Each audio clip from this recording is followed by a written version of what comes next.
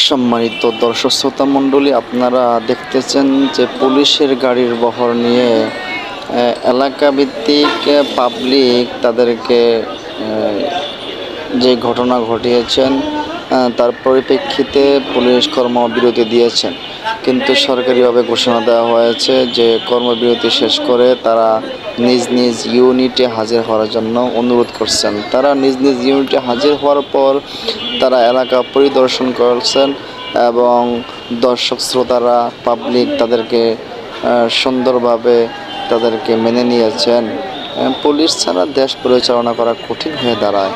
চোর ডাকাত বদমাইশ যারা রয়েছেন তাদেরকে হেফাজতের জন্যই তো, তাদেরকে ধরার জন্যই তো পুলিশ প্রয়োজন। এলাকার মানুষ, সমাজের মানুষ, রাষ্ট্রের মানুষ বুঝে গিয়েছে, কিন্তু আমি পুলিশ ভাইদেরকে বলবো সঠিকভাবে তারা যেন দায়িত্ব পালন করেন।